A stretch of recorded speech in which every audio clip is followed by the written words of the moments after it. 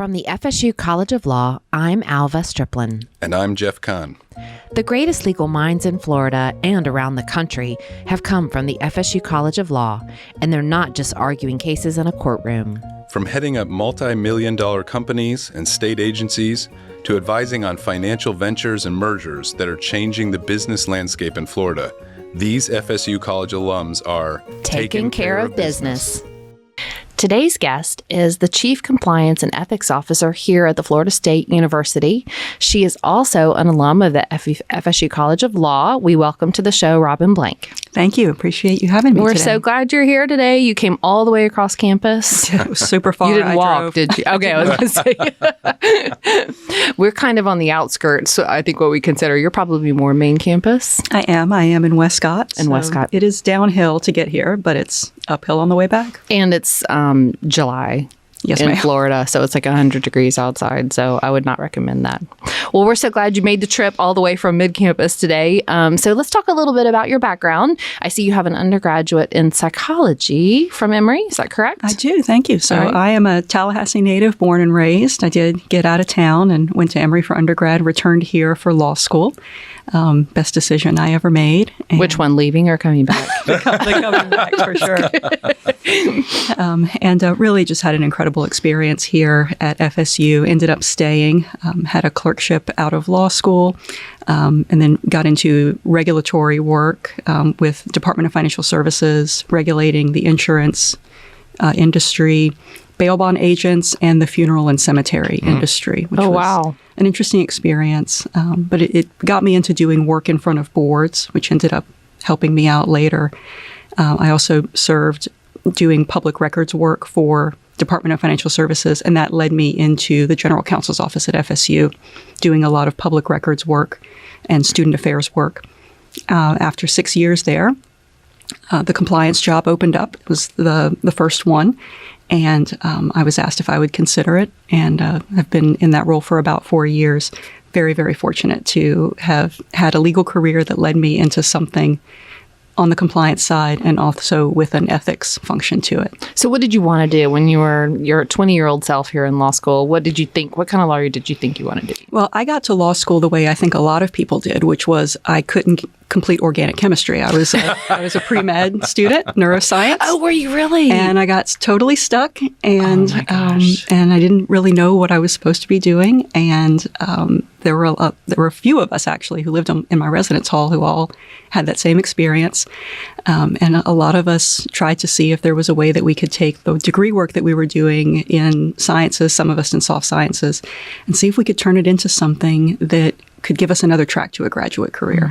And so my father was a lawyer, and that the work that he did always appealed to me.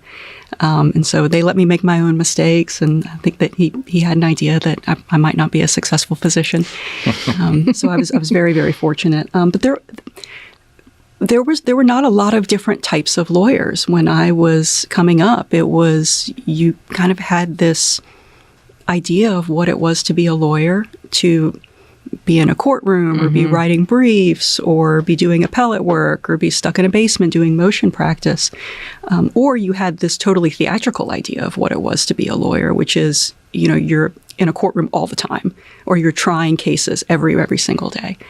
And so I didn't know if I really fit into either one of those molds, but there ended up being this discovery that there's this whole world out there of administrative law and the advisory work that lawyers do, being in-house counsel and getting in on the bottom of some of the issues instead of being the person who gets a copy of the complaint and then has to deal with all of the mistakes that have already been made. And so I was really fortunate to find spaces where those opportunities were available to me, and then turn that into a career that is not currently in practice, but that uses all of those same skills that we develop when we're in law school and when we're young lawyers. We love when people come on the show and expose our students to job and career possibilities in the law that maybe they did not either know about or didn't consider, or thought, no way, I want no part of that, but they gain a different insight from someone who actually lives that life every day. So tell our listeners, what is a day in the life of Robyn Blank life? What does a chief compliance and ethics officer do? Oh my God, if they're going to fall asleep. It's incredible. So being in-house, I think, whether you're a lawyer, or whether you're in a job that allows you to shape policy, whether you're working as an advisor of some sort, it's an incredible experience. One, I don't have to deal with billing. Some people love that, and I wasn't any good at it. But having the opportunity to work with super sophisticated people who know the area of commerce in which they're working, and then they let you into that, and they give you these opportunities to learn about these incredible places that people work is awesome. So right now, one of my big projects is on conflict of interest. So I spend a fair amount of my day dealing with the actual conflicts that come up, people who want to take a side job, people who have opportunities to do research and derive some intellectual property out of the research at the end. Looking at those opportunities and seeing if we can get to yes on those things, trying not to be the office where all of the fun stops, and giving people the ability to be innovative and say yes to those things. Another area where I work is we have a very large global footprint, and working with our international groups. If we have scholars that we want to bring over, we have very, very tight regulations around who we can bring to do research here, either through export control or through state screening processes and responsibility for that. And then a lot of policy work. Are our policies keeping up with how quickly the university is growing? Are we being supportive of the initiatives that our president and our vice presidents have? So it's a lot of meetings. It's also a lot of emails, but a lot of meeting opportunities. And just telling people to just talk with me. Just tell me what it is that you're doing. Tell me what the problem is that you're trying to solve, or tell me what you're trying to get ahead of. Those are really my favorites. Now, do you deal with both students and faculty? I do. Okay. So when I was in the general counsel's office, I had a lot more student work, but that's our product is graduates, and we have a very, very large student population. And so occasionally we have a situation where we have a registered student organization that wants to do something cool. They want to go on a trip. They want to go to Dubai, and they want to do that as part of a university opportunity or mission. Mm-hmm. How do we support that? Can we support that? How do we tell them about risk management? What can we support? What can we not support? So a lot of it is student-sided. I don't think anyone's sleeping. I think this is very fascinating. I appreciate that. I do. I really do. I mean, how many people are we talking about here? So student and faculty population, we'll give you a ballpark. So students, we are over the 40,000 mark, undergraduates and graduates combined. Okay. And then we have more than 10,000 employees, and probably 2,600 of those are faculty. See, that's a lot of people you're dealing with. A lot of humans. A lot of humans. That's a good way to put it. Never enough parking. We hear that a lot. All right, let me let Jeff jump in here. Well, and I find it interesting that you said that it isn't a law job in a sense, right? Did you say that? I want to make sure I heard that correctly, because as you said, it sounds exactly like the kind of thing you would do for a client. Right, you advise on the policies. The client says, "I want to." I was a transactional lawyer, so client comes in and says, "I want to do X." My job was to see if we could make it happen, and do it in the most tax efficient way we could. So, why do you? Obviously, you're bringing in your lawyer skills to this position.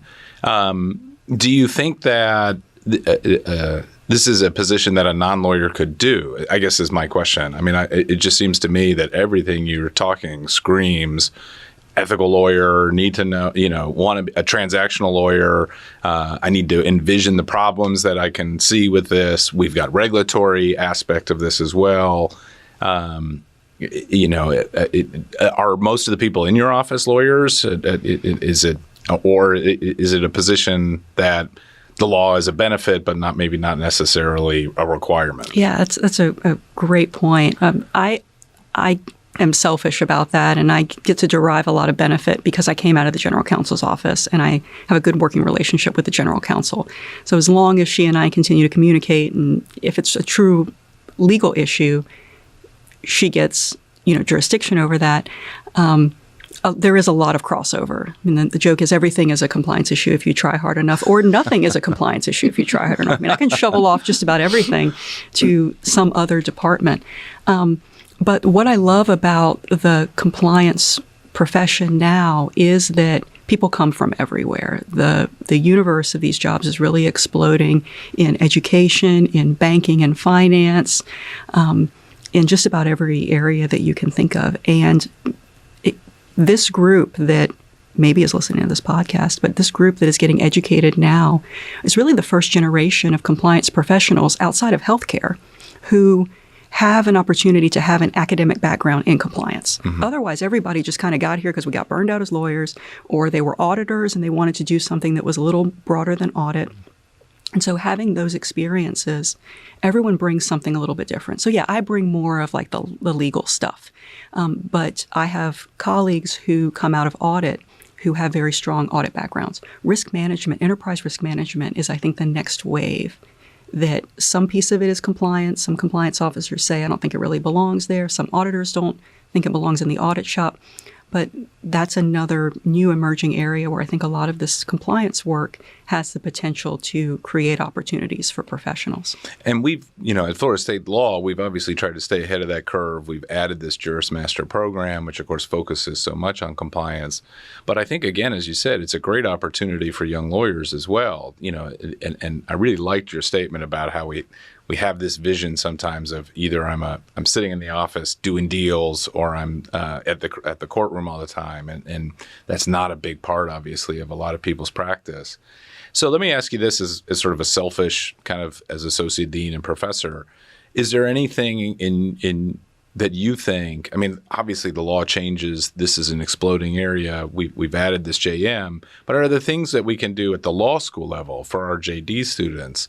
Are there, do you feel you got a good training for compliance just by getting a JD, or are there classes that you wish you had that were more specific or tailored to the compliance area or to the enterprise risk management, which of course sounds like business school, right? Mm-hmm. So are there opportunities for us as a law school to add training to JDs in this space, or is it kind of covered by administrative law, environmental law, business law, so on?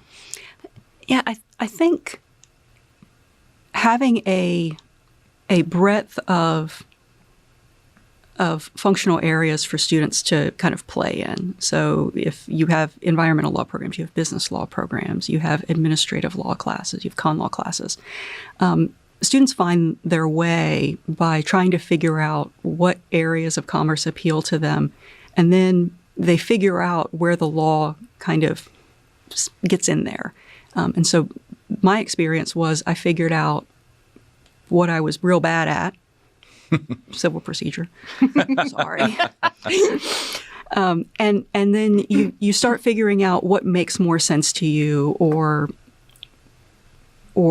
what you feel like you can make a career in. And so having the scope that you have here to let students take all sorts of different types of subject matter classes, animal law, admiralty law, the incredible base that you have of professors and adjuncts that you have access to here that are the real practitioners that teach, I think is incredible.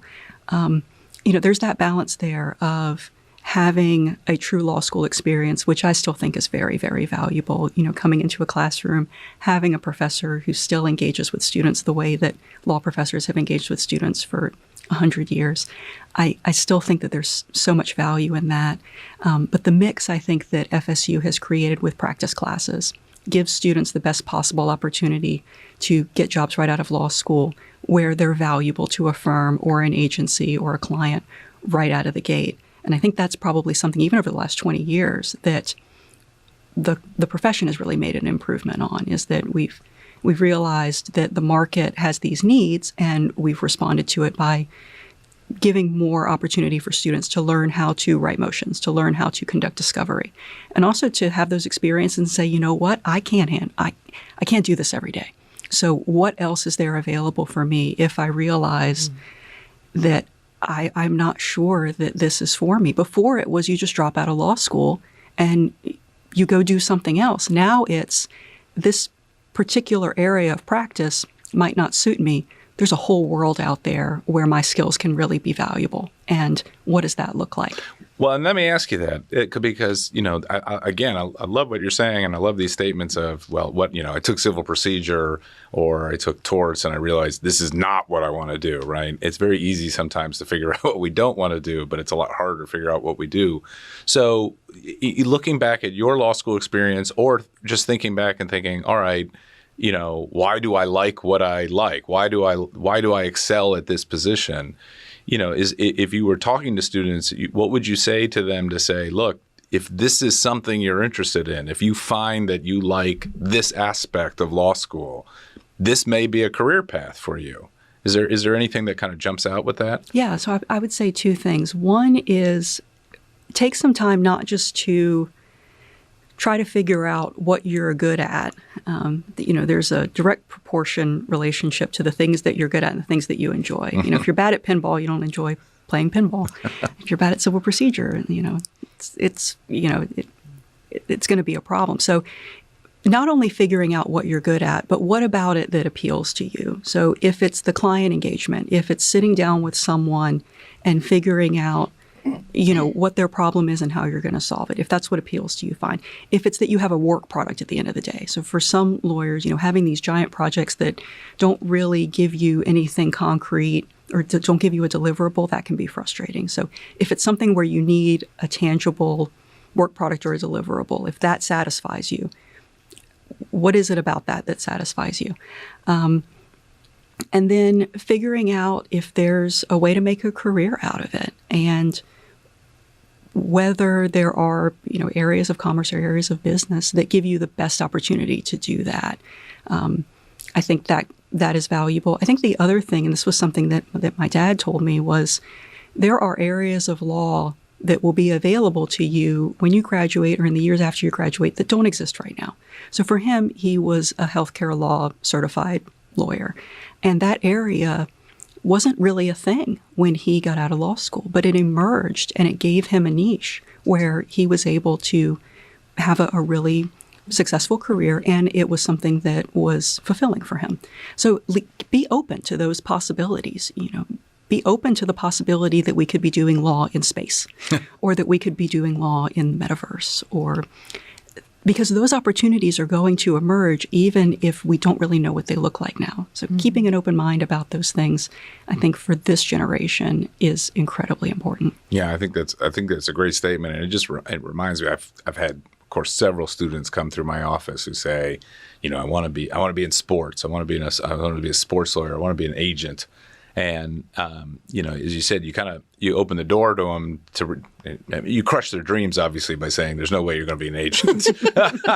just get there. But there's again, in the compliance area, and at the universities, there's so much work in the sports law area with the work that they have to do for compliance with the NCAA regulations. And now, again, it's just exploded with NIL and so on. So it's exactly what you said, that we need to be aware of those things, and we need the students to come to us so that we can open their eyes, because it's not always easy for them to see those options. Well, that's a fantastic example. I mean, NIL was not a thing even 5 years ago. Yeah. And the litigation, as it progressed, I think made us realize, okay, this is going to be a thing. How do we populate the space with professionals who know how to do this? It's not all lawyers. It's a lot of compliance folks. Yeah. And it's people who are interested in delving into the regulations or creating regulation. You need people to do that. And sometimes you can't pay lawyers to do it, or sometimes the lawyers aren't the right people to be doing the crafting. Sometimes those are compliance people. So, I want to be a sports agent too. Of course, everybody does. Jerry Maguire. The market's all full. These people that grew up with Jerry Maguire, and now everybody wants to be. Well, I will tell my story. I'm very close friends with Rob Pelinka, who's the GM for the Lakers, and he was an agent before that. And as a professor, he went to law school with me at Michigan, and I got to know him and so forth. And I would say to him as a professor, because students would come to me and say, "I want to be an agent." So I finally said to Rob, I said, I've got these students coming to me. What do you want me to tell them? Right? What do I tell them when they say, I want to be an agent? He says, tell them they're not going to be an agent. That's what he said. Guy won a national championship with the Michigan basketball So why team. is that? Is it the odds are just slim? The odds are. I mean, Okay. you have to basically be a successful athlete and have connections and so on. And that's that's what it is. I mean, Rob is incredibly smart, incredibly hardworking, but he was also on a national championship basketball team. Right. As a starting player. So It's like when I taught 6th grade math and half my class wanted to be professional baseball players. And I'm like, Yeah. but in 6th grade, sit down you and can't learn. crush their dreams. I can do it in law school, but not in 6th No, you're grade. right. I couldn't. It's like, and you will, honey. Now let's talk fractions. Right, but the Because question baseball is, players need to know that. That's right. but the question is, what is it that attracts you to that job, or is it the Right. lifestyle, or is Right. it you want to make a lot of money? 'Cause there's a lot of ways to make a lot of money. Is it that you think that it's super sexy to be in that profession? Maybe it is. Yeah. Sometimes. Yeah, Rob says Yeah. it's not. Yeah, that was the not. other thing he And would then- mention. Yeah. Right. I think a lot of them, they just want to be involved in sports Yeah, in and- some and- fashion, whatever they're into. And maybe it's sexy. Maybe they played the sport, but that is what they enjoy. It goes back to do something around what you enjoy. So I think that might be why. Yeah, and a lot of them do when you tell them, well, there is this compliance aspect, and it's open and it's a new, and so the market isn't saturated. We've had people go into that. We have one student who's interning at Texas A&M this summer doing NIL compliance work. Fantastic. All right. Well, yeah. Jeff has completely gotten us off topic here, so I'm gonna talking about? rein us back in. Compliance. This is not about sports. This is not about sports. How in the world do I go from this to privacy certification? I'm like, oh God, well, how am I gonna do? Okay, we're just gonna There's throw no it in there. segue. So, Robyn, we're so glad that you're teaching Oh, thank you. limits on the private sector. And he's gonna have to cut some of this. Okay, so let's do to hit on this before we have to wrap it up. So not only do you work here at FSU and are an alum, but you've also agreed to teach for the Stoops Colab. So we are offering a certification in privacy, and underneath that certification, you are helping to teach limits on the private sector, and specifically under education. So let's talk about exactly what are you going to teach in this module, and who's that going to speak to? Yeah, thank you. This is an incredible opportunity for me. So thank you for. I mean, it's not sports, but It's not. It's not. It can't all be sports. But If you want to do one on sports, next season. so higher education is generally regarded as one of the most regulated industries in the United States, and a large portion of that is around privacy rights. And because we operate in so many different spaces, we have student issues, we operate university health centers, some of us have full hospitals attached. There's a large financial operation having to do with financial aid and banking for students. There are, we build our own buildings. We have our own building code office. So those are just a few of the areas. And so the regulatory environment for higher ed is very, very large. And a piece of that has to do with privacy functions, mostly for students. So what types of privacy protections do students get in their own records? How much responsibility do faculty members have for maintaining student privacy? How much responsibility does the university have for maintaining the privacy of student records? When we have a concern about a student, one of the things that I talk about in the class is about the Virginia Tech massacre and the misunderstanding that people had around limits of privacy when we have concerns about a student who we think might be dangerous to themselves or others.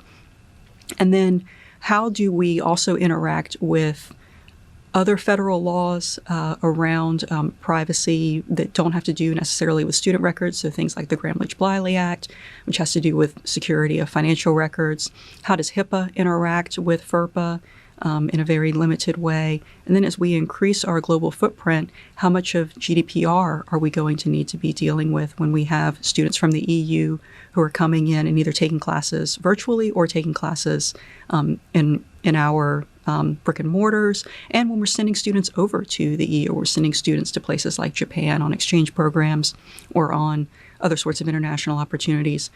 How much do our protections go with them, and then how much do they enjoy the protections of the places where they are?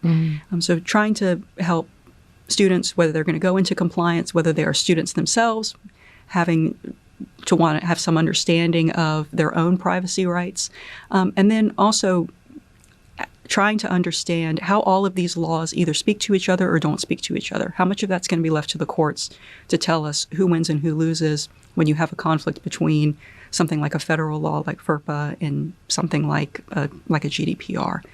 So just trying to give a real broad survey as what the laws are, what do we know today, what might be on the horizon, and what are the major issues that we're dealing with now. Has the virtual component expansion of education in the virtual space, has that impacted compliance issues around students? Is that a whole new issue of privacy that maybe has bubbled up during the pandemic or the last few years? Absolutely. So one of the things that universities grappled with was, can we use these platforms to teach? Can we use them to do telehealth for our university health systems programs? And some of that is, how much can you push on the vendor? How much are you able to offload in terms of risk and compliance to say, hey, Zoom, what assurances can you give us around security? Or are we going to have people bombing into our classrooms? Or is your platform going to turn me into a cat when I'm trying to go to court? Or all those sorts of things. And so part of that has been using the partnerships that universities have with their vendors to say, we all need to adjust to this environment that we're in. What are the university's needs? Do we have a good understanding as to what the law requires, what's ethical, what do our students expect in terms of privacy? And then what can we guarantee them, or what do we need to tell them are the limits of how we're going to be able to operate in this virtual environment? The market has been very responsive to that. Yeah. And when we're still teaching classes virtually now because we can. I think this is an area we think of that's only going to impact educators, but that impacts everyone who doesn't have a child in school or going to school or coming out of college or engaging in that virtual space in a new way. And I think this is a really relevant topic for a lot of people that may not realize it. So we're very glad you're lending your services and expertise to the Stoops Colab for this course. We appreciate that. Thank you so much. All right, so we are going to finish up with the pop quiz. Super easy, super quick questions. Ready? I'm ready. She's ready. All right, what's the one movie you could watch over and over again? You love it. Shawshank Redemption. Oh my God. Fastest That was answer quick. ever, man. Shawshank is a good one. We had somebody in yesterday. She had to sit and contemplate that for like a good 30 seconds. So that was... Oh, no, I'm not a thinker. That was rapid. Not so much for the thinking. That's a good one, though. It really is. It really is. I can see him now with just dirt coming out of his pants, like as he walks around the yeah, I love it. Stephen King book, actually. Not everyone remembers that. Oh, I didn't know that. It's a Stephen King original. Have you read the book? No, too scary. No, I'm just kidding. I was wondering if the book is different than the movie because it seems to always... I did not know that. To look up the book. All right. How do you take your coffee? Mostly cream and sugar, very little coffee. Okay. Are you a morning person or Yes, a ma'am. night owl? Morning. Morning, so the coffee is in the morning. Yes, ma'am. Yes, please. Got That's she's definite with these answers, man. All right, let's see if we can trip her up on this one. What's one habit you wish you could break? Ooh, he's dumped her. Oh. I have a really, really difficult time like getting going in the mornings, and I wish I could be up and out of bed and getting on with my day faster. So that coffee, cream, and sugar does not help you? Maybe this is Less a than learning out there. opportunity. More coffee, less cream and sugar. This isn't working. Has not worked for years. Well, Robyn, we really enjoyed having you on the show. We are so grateful to have you as part of the Stoops Colab, teaching that course. We're glad we're all here at Florida State University. This is just nothing but a big Knoll love fest going on here. So we appreciate your time today. Thank you all so much. Appreciate you. Thank you. This podcast made possible by a generous donation from Jeff and Aggie Stoops. Special thanks to FSU College of Law's Professor Sean Bairn for creating our theme music.